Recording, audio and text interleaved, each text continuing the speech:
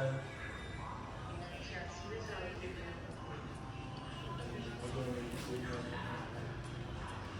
าวเดี๋ยวโอ้ยเดี๋ยวอะไรยังไงนะนวดนี่คือน้องรักทุกคนน้องรักที่น้องสอนน้องรักมาที่ไรก็ต้อนรับกันดีเสียอย่างเดียวยังไม่พาไปเซิร์งขอโทษนะทุกคนขอโทษพูดเล่นนี่ก่อนยังโสดนะทุกคนนะถ้าใครติดต่อก็ขอเบอร์ได้น้องสอนรับอุปการะเลี้ยงดูได้นะทำงานที่ห้องพักนี้โซสนิททุกคน เป็นยังไงช่วงนี้อ๋อกลับเพิ่งมาเลยเพิ่งมาบ่เห็นโดนหลายเดือนแล้วได้หน่อยหา6 เดือนตั้งแต่เดือน9เลยเดือน3แล้วก็มาเดือน9แล้วก็มาเดือนนี้ทุกคนเป็นน้องรักน้องสอนยังโสดก็ขอแนะนำพ่อแม่ห้างสาวแก่แม่ไม้และสาวสองก็มารับอุปการเลี้ยงได้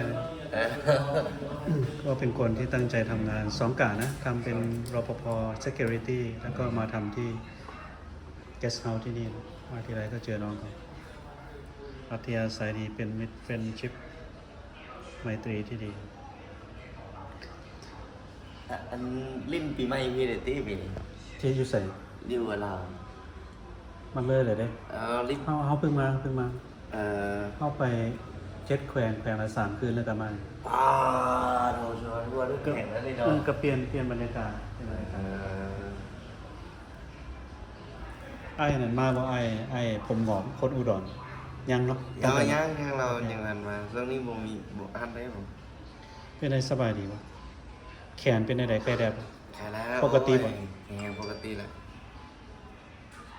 ช่วงนี้เฮ็ดเรียกได้ปกติแล้วตอนนั้นนี่ยังเฮ็ดเรียกได้ปกติได้ตอนนี้ยังโอเคเนาะแต่ว่าอย่าฝืนนะอย่าไปเฮ็ดมันสิฝืนมันสิกำเริบนะเรียกได้ก็บ่ได้เรียกได้ก็บ่ไอ้นั่นคือว่าตัวสิมา11 โมงคือมาเร็วนะมื้อนี้วันอาทิตย์เด้วันอาทิตย์มื้อนี้วันอาทิตย์บ่แม่ก็เลยว่าวันเสาร์ได้เข้ากับน้องชายวันเสาร์วันนี้สัมภาษณ์เขาเลือกตั้งแล้วก็สีหอมคนหลายขนาดได้ไป6 โมงแถวนี้มี3 เขตสีหอมแล้วก็บัดมีไซนี้แล้วก็เขตประจัน3 แห่งแบทก็เลยมาซาแบทนี่เป็นเกสต์เฮาส์นะทุกคนใจกลางแหล่งท่องเที่ยวสีหอมราคา300,000หรือ460 บาท$14 460ถูกที่สุดเลยนะทุกคนสะอาดปลอดภัยห้องแอร์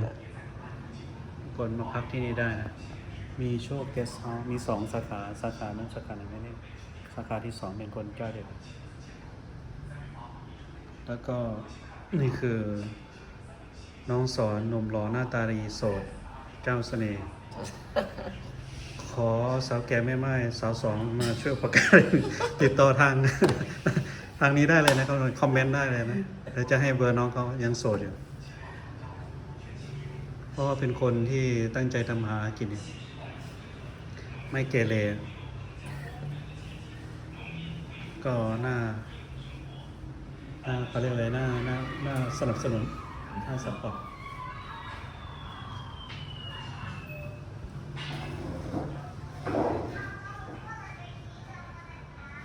ไปลอกไซแดงมื้อนี้บ้านเข้าก็ไปแล้วเข้าไปซีหอมแล้วก็ไปแฮมของไปพอดีมีโอกาสได้ถ่ายคลิปเนี่ยช่วงตะเบนไปก็ไปถ่ายคลิปไปได้กินข้าวตามตลาดไปอยู่ไทยจักเดือนเขามาจะพุ่นเลยอเมริกาเลยมาจากอเมริกาเลยโดยเขาบ่ได้ใช้ชีวิตอยู่ไทยเด้มีแต่แวะสนามบินอะไรกันแวะเฮ็ดธุระนิดหน่อยก็บินเลยเขาก็บินเดือนหน้าวันที่9นี่แหละเดือนที่9เดือนมีนาคมเอามาตั้งแต่วันที่28ก็มีไกล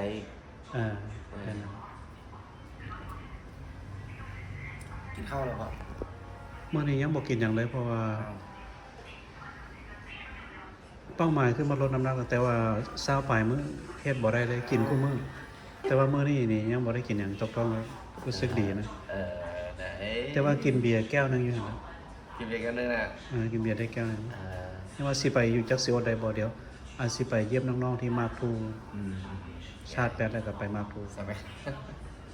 ไปหาเด็กเยี่ยมเขาอะตั้งไว้เยี่ยมนะแต่ว่าสิไปนั่งกินเล่นคือแตะกอนบ่แล้วเพราะว่ามันเต็มที่แล้ว อืมเอ้ยยังนุ่มยังก็คือว่ายังนุ่มยังแน่นอยู่เลย เพราะว่าเฮาไปบางอย่างใน7แขวนนี่ก็บ่แห้งแล้วแต่ละมื้อแต่ละเว้นนี่โอ้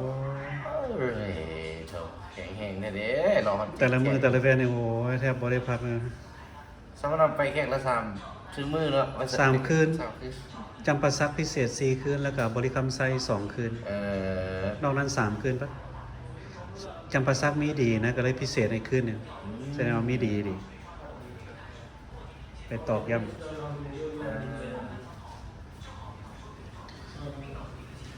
เป็นที่ใดอยู่นี่โอเคปะ มันดำมันดำบอกว่าช่วงนี้ไฮซีซั่นเลยแท้ยังว่าแข่งเต็มตลอดอยู่ว่าทำดีได้ดีนะ เต็มบ่ว่าชั้น2ชั้น3อ้ายนั่นเราว่าเต็มเลยอ้าย อืม เจ้า